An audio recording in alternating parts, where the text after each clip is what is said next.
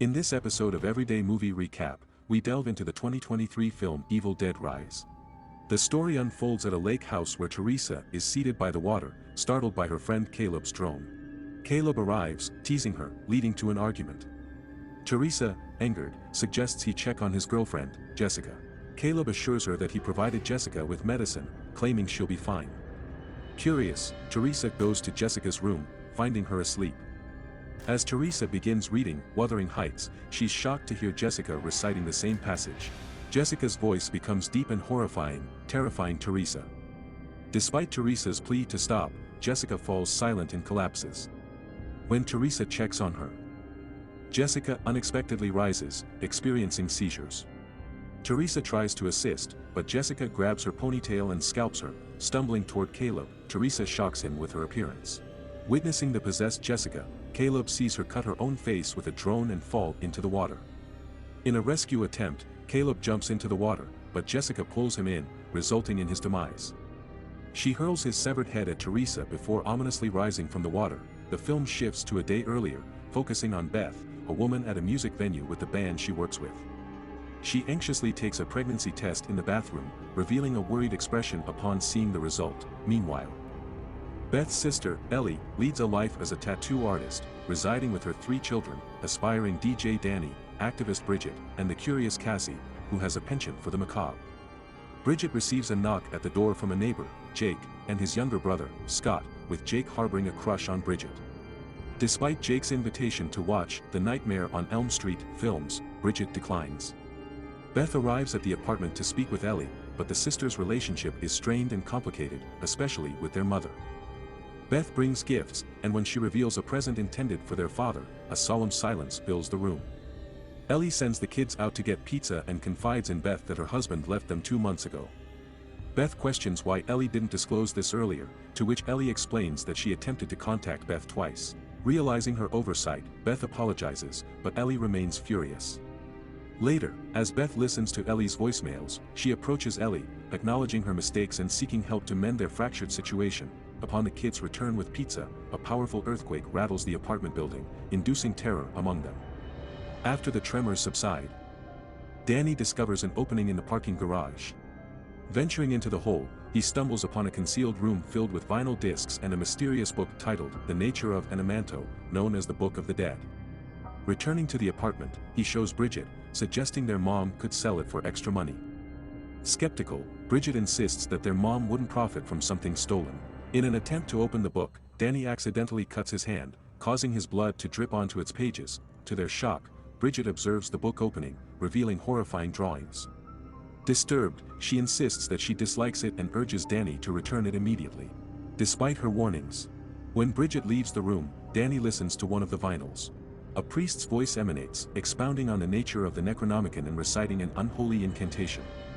Terrified, Danny attempts to stop it, but the pages of the book start turning automatically, escalating the suspense. Simultaneously, Ellie is retrieving items while riding the elevator back up.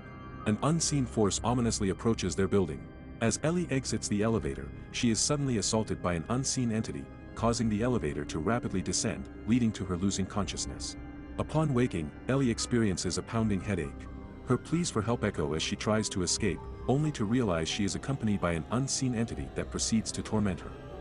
The entity painfully binds her with the cables in the elevator. The entire building loses power, and Bridget informs Beth that their building seems to be the only one affected. Danny checks the fuse, while Bridget lights candles.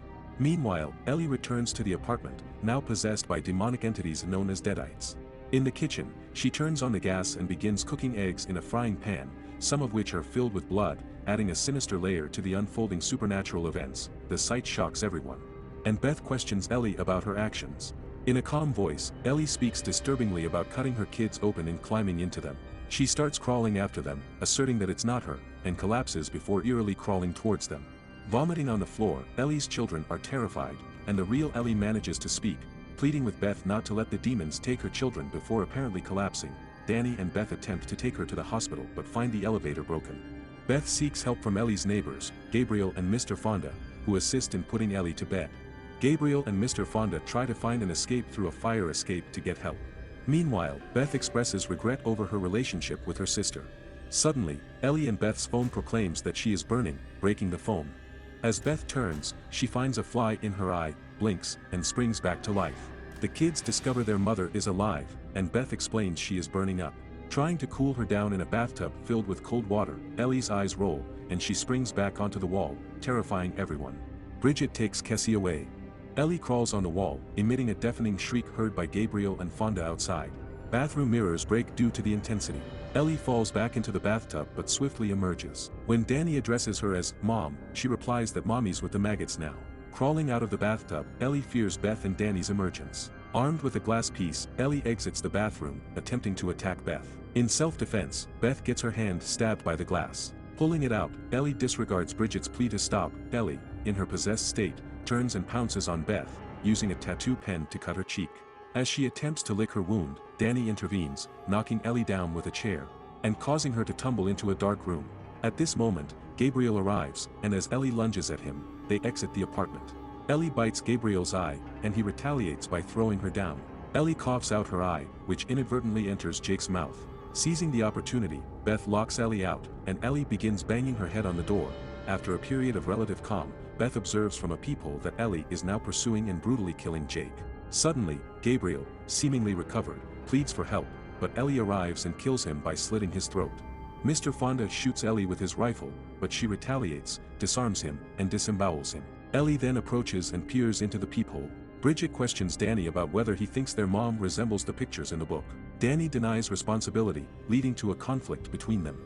Beth intervenes, calming them down, and Danny expresses a desire to show something to Beth. He reveals the book, prompting Beth to inquire about its nature. Meanwhile, Cassie questions Bridget about the pain, but Bridget reassures her before leaving, claiming she's okay. Alone, Cassie hears her mom singing and follows the voice. Danny then shows Beth the vinyl, revealing a creepy passage from the book read by a priest during a dark prayer. Bridget, checking her wound, is horrified to find it turning black, and she becomes uneasy hearing strange noises. The book's pages autonomously turn, and Bridget starts oozing ink from every facial orifice. Despite an immediate rinse, she vomits an abundance of insects. Concurrently, Ellie attempts to persuade Cassie to open the door. Once Cassie unlocks it, Ellie immediately seizes her by the throat. Beth and Danny rush to her aid, managing to lock the door again. Noises emanate from the kitchen, prompting Beth to investigate. There, she discovers Bridget crouched on the kitchen counter. As she approaches, a pot is accidentally kicked, revealing Bridget chewing on a wine glass. Laughing, Bridget spits on Beth's face, causing her to stumble. Crawling toward Beth, Bridget is kicked back, but she retaliates by cutting her leg with a cheese grater. Beth knocks her down with a stew pot, and Danny arrives. Bridget pursues her siblings until she charges at Cassie, who impales Bridget through the mouth with the pointed end of a makeshift doll, seemingly killing her. Danny restrains Bridget and places her in bed for safety.